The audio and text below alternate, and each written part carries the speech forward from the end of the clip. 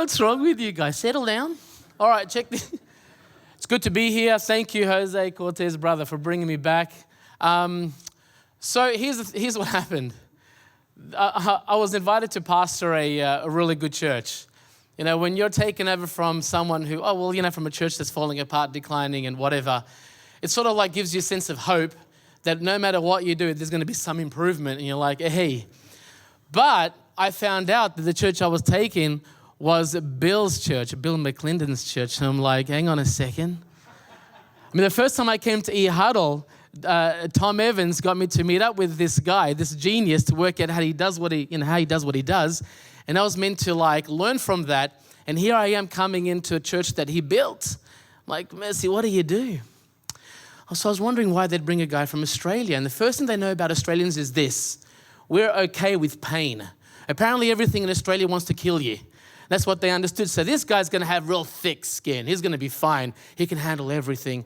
Well, I got to be honest with you guys. There are more snakes in Tulsa than there are in Australia. I saw one in my office. I'm thinking, what is this? And all the members are like, Pastor Nick, you know what to do. You know how to deal with this. I'm like, the only snake I've seen in my life in Australia was one in the zoo. I've never seen one in front of me. I'd run, so I ran from the snake. And they're expecting me to save the day, and I didn't. I couldn't do it. I just ran from the snake.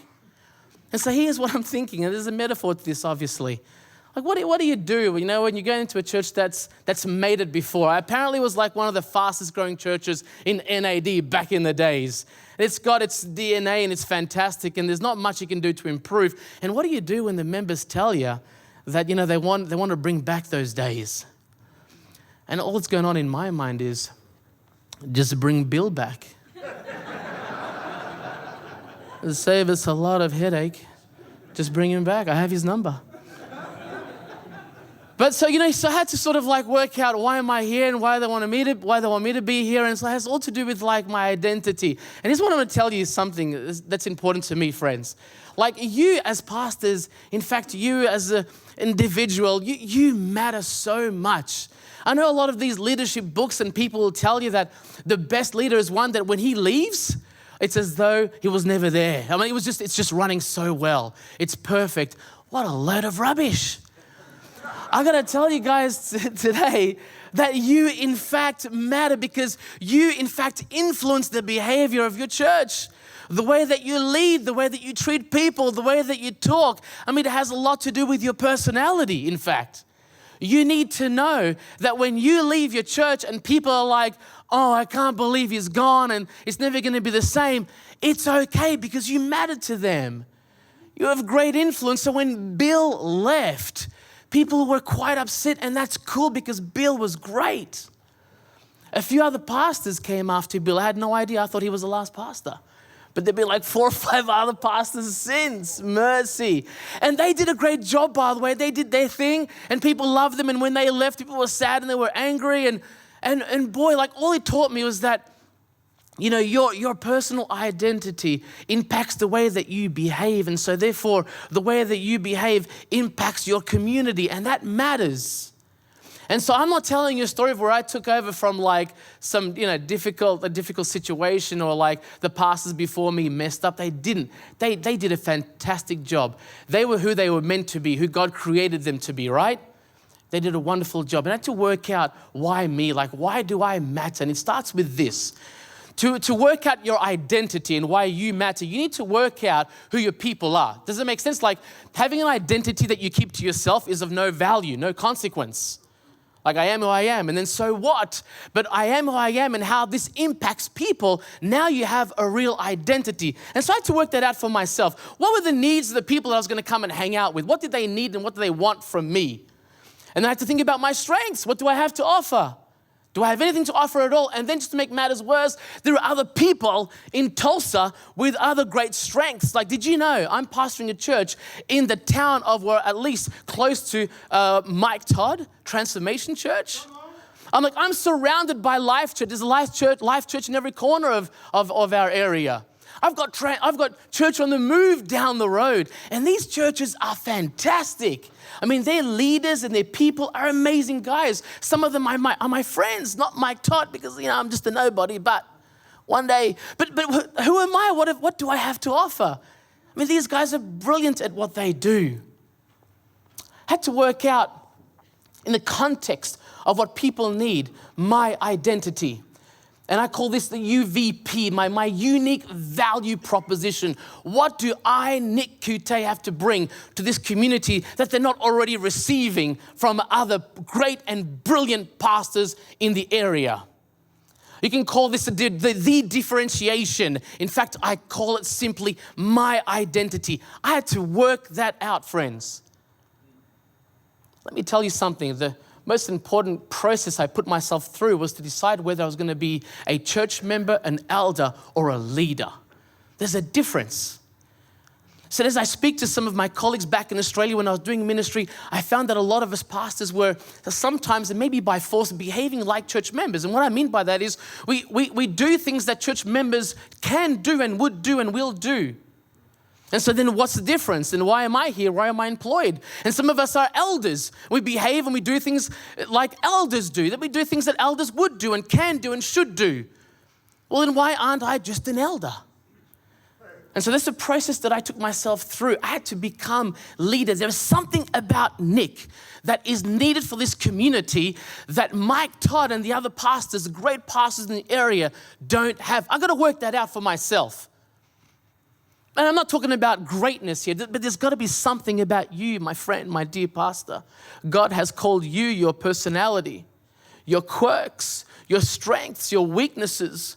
God has called you personally and individually to be at this church, despite all of the amazing talents and strengths, those that have gone before you and obviously those that are around you still. What about in the context of your church? And not just the people. What does my church want from me? What are they looking for from me? I mean, they've had the very best. What value can I truly add to my church? And then you and I have to deal with ChatGPT. I mean, if you want to write a sermon, AI can write you the best sermons. Did you know that? You don't have to write sermons anymore. If any member has, or anyone in the community has an interesting question or a very difficult question about theology, man, the AIs can do it for us. Don't worry about it. And so why do I therefore matter? You getting the point? Like the church has needs and there are just different ways of filling that need.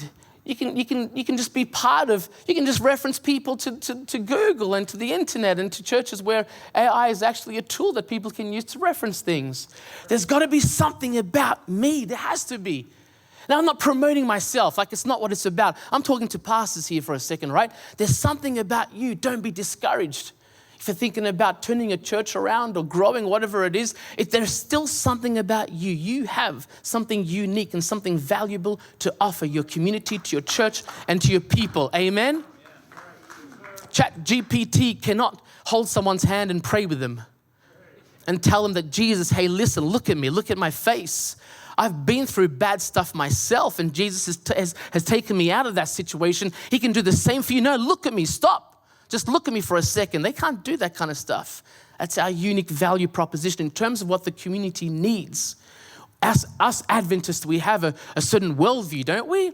We see things a little differently to some people. Like I have some people come to my church and asking, hey, Pastor Nic, not in this accent. They have a, hey, Pastor Nic kind of accent. I'm like, yeah, what's up, man? It's like, why do you worship on Saturday? And I'm like, why not?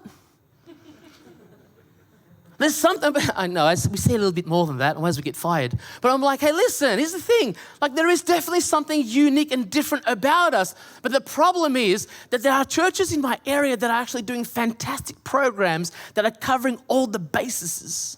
You want a great kids church? Man, listen, you got a church on the move? I think they've spent something like $3 or $4 million in developing an amazing kids church program. Why do you want to come to my kids church? Like if you want an excellent a mentorship program, man, you got a Guts Church. It's about 10 minutes down the road. And you'll be mentored, you'll be discipled. It's going to be fantastic. That's where you go.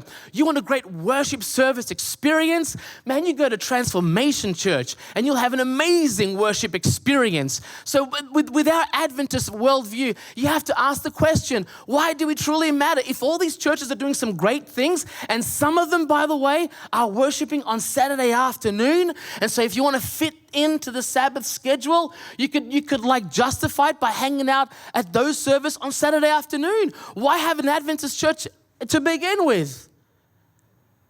Does it make sense? Like, what's the point? This is the kind of process going in my mind. I'm surrounded by these amazing churches doing amazing things.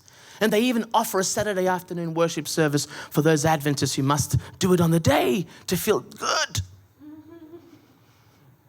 Why not shut down and join them?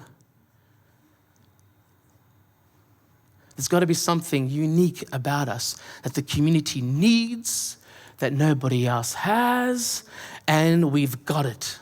I promise you, Adventists, we've got it.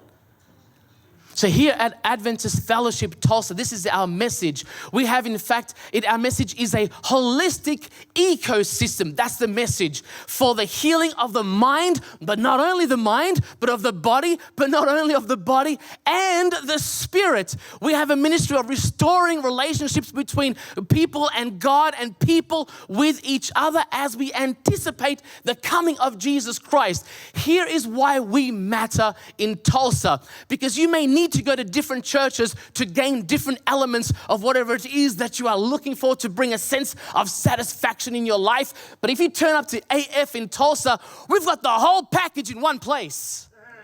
No, that's true. You want to change your life? You want to have a better mental health? We've got that. You want to live and feel better? We've got that. You want a relationship with Jesus? We've got that. You want to live longer and better? We've got all that you need in one place, y'all. America. And so you're probably wondering, how do we do this in a very unique way? Well, first of all, I'll tell you something, friends.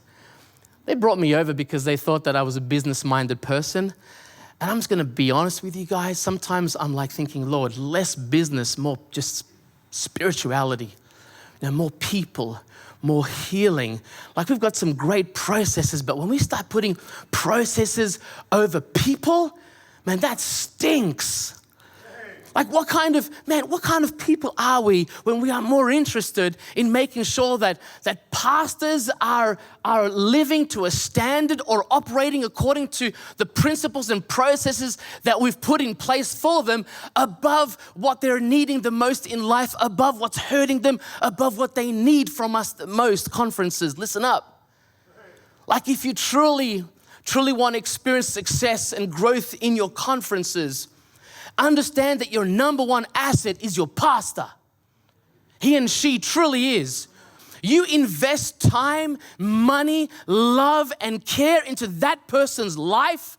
If he's not worried about how we're going to pay the electricity bill next month, honey, if she's not worried about that kind of stuff, like, I'm depressed, I am so struggling because of the bullies that I have in my church, and the elders who just want to take over and ridicule me. Like, if they're not worried and stressed about all that kind of stuff, where do I go? I'm not a marketing manager. You need to know that. Like, I love all the great stuff that some of our clever pastors are doing, but some of us didn't learn that stuff. And I know that maybe we should just be learning on the go, and this is why we're here, which is great. But some of us just don't have it in us. We're just not marketing people. We're not managers. We're not project managers either. Where do you go? Dear conference, there's a lot of support that us pastors need. I just want to challenge you to change your office from policy-making, policing headquarters to the support center for pastors. Just let me do my job and you look after everything else for me. Can we do that? Like, a happy pastor is a happy community, I promise you. And stop making policies and rules based on the exceptional pastor who's lazy and doesn't want to work. There's not many of them around. The majority of us work hard. We love our communities. We put a lot of hours and effort into what we do. As I talk to my pastors, I hear that some of us are doing 70, 80-hour weeks, man. That's madness. For what kind of a pay? Forget about making plenty of money, maybe because our reward is in heaven. It is true, our reward is definitely going to be in heaven, but our life here on earth with Jesus shouldn't suck. You with me? It's true. We're meant to be experiencing the kingdom of God here. And some of you guys were put into leadership for an important reason. And some of you guys have told me, I don't understand what this means, but you say stuff like, Pastor Nick, I suffered when I started in ministry. My first church, my first whatever it is, I suffered. It was hard. And so you will suffer too. Man, what's wrong with you? You're in leadership because the fact is you realize that you suffered back in the days and now you have the opportunity to not make us suffer moving forward. That's why you're there. God remembered. He knew this servant suffered. Now I'm going to trust him with some new people. And I know that because he suffered or she suffered, he's not going to want them to make the same of the new people coming into his conference. Please, I'm begging you, we want to be in ministry. We love the Lord. We feel that we are called, but be the support center we need. We're not project managers. We're not marketers. We're not the best at finance either. Just come and help us. Happy pastor, happy community. And so we have the same kind of principle with this church that they've given me, right? It's fantastic. So we're trying to work out what's important, what matters to us the most. Well, we realized, and through a couple of exercises, that we actually want to be people-centered church, a people-centered church. And we're definitely ministry-based. We want to have effective, meaningful ministries that we run out of this place so people can just come and go, feel inspired, and leave better when they arrived. That's the purpose. And we want to continue to be innovative because this world is changing rapidly, isn't it, friends? What's in today is probably out tomorrow. I don't even know what to wear anymore. I thought maybe flares, that goes, tight jeans. I don't know what to look anymore. I had torn jeans for a while. You guys did that when you're preaching? And the conference comes up and says, hey, this is inappropriate. And I'm like, yeah, but that's what people are wearing today. Can't I be like them? Like, yeah, that helps. Be like them. That helps. I had a guy walk into my church because he saw the pastor dressed casually. He thought, man, I can be at a church like that. And so I'm just chilling with the holes and everything. I get in trouble for that kind of stuff. That's the truth, we do. I got pulled up one day and they said to me, Pastor Nick, this is inappropriate. And I said, it's because I'm praying for you. The holes, constantly praying for our... But we need to know how we're going to connect and relate and be relevant with the community. And so we do the exercise. I've got 1 minute left. And so here's what needs to happen moving forward. Are you ready? We need to anticipate the trouble that comes ahead with changing and turning a church around, whether it be for growth or for multiplication. We need to anticipate the troubles that come. You with me? We need to do that. And in the anticipation that trouble is coming, you and I need to make sure that we've got a good support group. That's what needs to happen. Whether it be the conference or a pastor you trust or a group of pastors. I brought my best friends with me today to E-Huddle. As you can probably tell, I cheated. They cheer for me because they love me. I cheer for them too, right? That's what you do. You've got to surround yourself with people you love, who care for you, who'll pray with you, and who'll just want to laugh with you when you need it the most. This is how pastor prepares, anticipates the trouble that's coming, because everybody hates change. Everybody hates change. And the people who like change only like it as long as it doesn't impact them. That's the truth. Be honest. I hate change. But you have to do something different if you want your church to go from declining, from plateauing to growing and multiplying. Obviously. You with me? Like, of course. And so you've got to anticipate the good times, the bad times. Surround yourself, pastors, with a group of people who love you, who support you, can pray with you, have fun, a good time with you. And a conference will support you and have a good time with you also, praying for you and looking after you in all the right ways. We know where we want to go, but the journey and the path to get there is uncertain. So just prepare yourself. And here's the last probably diagram I've got time to share with you all this morning. Check this out. I love this diagram.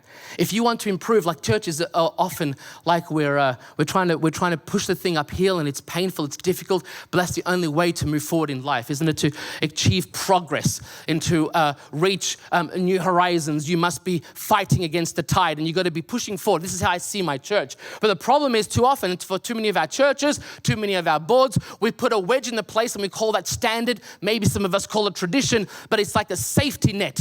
And we put put this standard in place, and I want to encourage you guys to be prepared to remove this standard. It comes at a great risk. But what we are afraid of is that if we go away from tradition, from doing what we've always done, though it's comfortable, the fear of removing that is that we might fall, collapse, break, and die. And the remnants don't want that. The remnants want to be around forever until the coming of Christ, so that they may stand and say, we remain true and faithful the whole time. What I need to tell you, friends, in order to move forward, to progress, and to fight this tide of perhaps tradition or not being able to be relevant, being relevant for your community, you must remove the standards and the traditions. It comes at a risk, but let me tell you from experience, when you do that, the whole church is behind, pushing forward all the time. Pushing forward all the time. We're not worried about crashing and failing because it's in our human nature. Nobody wants to die. All right, so this was a church that we came. It was a beautiful church, by the way. I need to let you know that straight up. Like, it was nice. There's nothing wrong with it. But I felt like it was for a time. It was maybe 10, 15 years ago. This was like the place. And so our leaders decided that we need to make and turn it into a place that's more for today. We want to create a lobby life, a place where people can hang out and connect with each other after the service or before. And see, here's some of the principles. Now we're just going to fly through things. I go clubbing once a week. Just be honest with you guys. I go clubbing once a week. We play squash. It's fantastic. This is how we meet people and we look after each other's health, mind, body, and soul, that kind of stuff. Some of our groups go and do art classes. And these people who are with my wife and other people are not necessarily Adventists here. They're just learning more about our church and faith. We hang out. We invest big time in just community stuff. We go party together, you know. We go and watch basketball games. We go and watch ice hockey games. We just do things together as a community, as a family. It builds trust and love and care. We are deep into the word. We're serious about discipleship. We're tribal, man. We're tribal. That's exactly what we are. Like, we feel like we're just a special group of people and we're inviting everyone else to be a part of that. We know what the community is asking, so we put on a show for them. We do things that matter to them. We meet their needs. We get our elders to baptize their children or to baptize people they've been working with and leading to Christ. Our communion services are not just a communion service. We try and do things in a meaningful way. I'm rushing through everything, but we do things in a meaningful way. We don't just do communion service. We want the kids to understand why we do what we do. We take our time. We make it super special and meaningful. We break it up and we give them an experience that they've never had before. This is our lobby today. This is what it looks like. Just some meaningful places to connect and to dwell a little bit longer. That's our mission statement on our wall. This is our new cafe that we just opened up recently. It's amazing. It's doing wonders. People are just hanging out at church, coming a little bit earlier, wanting to connect with people. And we don't just do like coffee on a tap. We don't do that for a reason. I'm not just trying to give in to people's addictions or their fixes that they need for the day. Not at all. We make classy coffee drinks. And we do it well. So it takes time. And while I'm making this for you, I'm asking you about your day, your life, and what's going on. It's actually working. I had no idea it would work. Just making creative spaces. These are some of the pastors from our church nearby, Guts Church, Church on the Move. We just get along. I love those guys. We connect all the time. And I keep telling them, your people are coming to my church. And they're like, hey, look, listen, as long as I've got a place to go. Isn't that a great way to see things? As long as I've got a place to go. We get along well with our community. We're not fighting each other, but we're intentional about what we're trying to do. Our kids' church is a big deal. We invest heavy in our kids and we go all out for them. And when we have kids' church, guys, which is every other Saturday, our attendance goes up by 20% almost every time. 15 to 20%. It's truly amazing. We're having a good time, guys. We put on a production. I found that a lot of our young people are into drama and acting, so we put on productions for our Easter program. It was packed out. The room was absolutely full. It was amazing. We loved it. It was a meaningful time. We started a soccer club because people want to play soccer, and so they came to play soccer. They didn't know I was the pastor. I was one of the coaches. And from soccer, we invited them to the next thing that's coming, and we call it Adventurers. So your kids have had a great time in the season in soccer. Well, the next thing we do is we take them camping, we do hiking, we do crazy stuff. Do you want to be part of that? 15 kids signed up, and we've got now families from the community who are teaching in Adventurers and have their kids at our church. Isn't that cool? I love it. So we give them soccer clothes and all that kind of stuff. We've got a great team.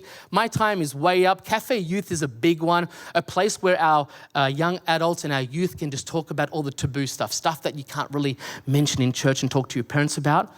with their permission, some of them, but they come and talk about that. And some of our youth, by the way, tell us that they don't want to go to church. Now, when I say our youth, I mean they're not part of our church. They just turn up to these things and they say, hey, we don't go to church. We don't like the whole church thing, but this is our church. Once a month on a Saturday night, we put on a cafe youth and we hit some really hard topics. We play games. We've got food for them. We've got a bar open. It's kosher. And we just have a really good time.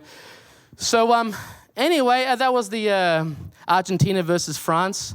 And here's the thing, like I made sure that everybody was going for France when they walked into my house, and then my wife changed teams, and then everybody was happy when Argentina won. But we do things like, this is our kids' church. Man, we just do things like that. We're trying to be really intentional and meaningful, and we go all the way for the kids. I got a fighter jet pilot to come and talk to our kids about discipline and all that kind of stuff. And if you want to press play to this one as I finish up here. I don't know if I made any sense to you this morning because I just rushed through it. But if you want to press play on this video, and I'll just talk to you guys while this is just playing. Last Saturday, we had MasterChef at our church, and we had like 35 kids sign up. Not all of them could participate, but they were also watching and being part of this. And we have new families from the community walking to our churches. You can take the volume off. Check this out. I'm going to tell you something. Like we're not like, we're preaching truth. We're not compromising the message that we've been called to preach. We just do it in a way that's like meaningful and relevant. Does that make sense? Like that's our philosophy. That's what we're trying to do at our church. And so you'll come to our church and you'll hear about Sabbath, about State of the Dead, about what is 666 is all about. Talk to us about judgment. We'll cover and hit all those things in such a way that people leave understanding and knowing for sure that God wants a better life for you. That's what it's about. The better life doesn't save you. Jesus saves you, but he wants a better life. And that's the holistic approach, the mindset that we have at our church. We want to help your mind, your body, and your spirit. That's what God wants for you. He wants to give you a 5-star living life as we anticipate the coming of Jesus Christ. And 5-star simply means when things are falling apart and it's all horrible and going downhill, you have hope, you have peace, and a community that supports you. Your health is good, your mind is good. That's what we offer to our community. That's our UVP. And pastors, I truly believe that you've been called. I truly believe that, and don't deny and doubt that calling. Go all the way. Don't be afraid. Try, push, go hard. Ask the conference, ask the union, ask the NAD. Tell them about your plans and your dreams and see if they'll support you. God bless you guys.